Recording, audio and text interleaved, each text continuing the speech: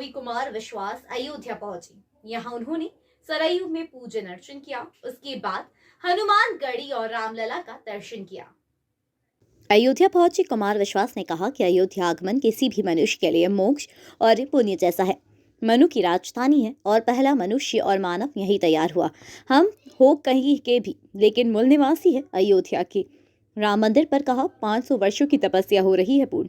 यह है दुर्भाग्यपूर्ण कि देखना पड़ेगा ऐसा समय। सबसे दुर्भाग्यपूर्ण है कि लोकतंत्र आने के बाद भी मंदिर बनना राजनीति का विषय। पारस्परिक सहमति से सभी को छोड़ देना चाहिए था रामलला का स्थान। मथुरा, काशी, अयोध्या के लिए कहा कि यह 3 जगह जहां 3 देवता करते हैं निवास छोड़ दी जाए। भगवान का हूँ आभारी कि जिन्होंने इस काम के लिए हम लोगों का किया चुनाव। हम रामलला के द्वार की 2 ईंट सीधी रख सके। विपक्ष के रामलला के प्रतिष्ठा के निमंत्रण पर कहा राजनीतिक उत्तर नहीं दूंगा। प्राण प्रतिष्ठा है सौभाग्य का क्षण। वो जैसे व्यक्ति के सफलतम क्षणों में है जैसे वह लोग सौभाग्यशाली थे जिन्होंने आज़ादी देखी। पहले की अयोध्या और अब की अयोध्या में है जमीन आसमान का अंतर। अयोध्या विकास की प्रक्रिया में है शामिल। पहले अयोध्या को देखकर होता था मन में कष्ट।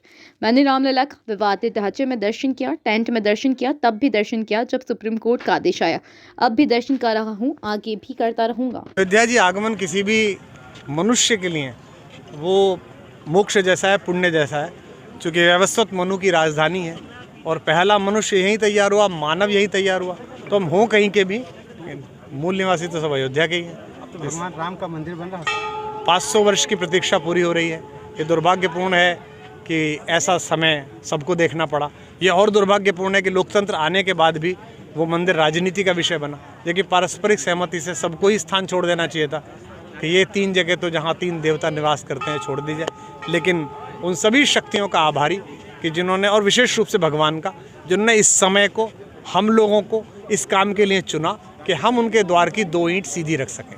लेकिन ये मैं राजनीतिक प्रश्नों का उत्तर नहीं दूंगा, लेकिन ये एक बहुत बड़ा सौभाग्य का क्षण है।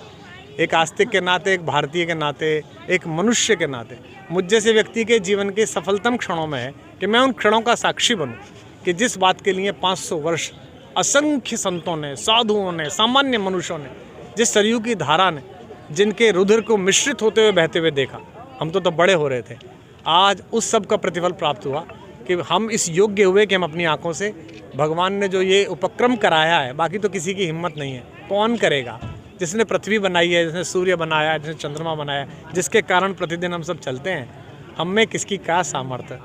लेकिन हाँ, उन्होंने इस योग्य बनाया कि हम उस दिन का दर्शन कर सकें। जैसे वो लोग सौभाग्यशाली थे जिन्होंने आज़ादी देखी, वो लोग सौभाग्यशाली रहे होंगे जिन्होंने राम को स्वयं देखा।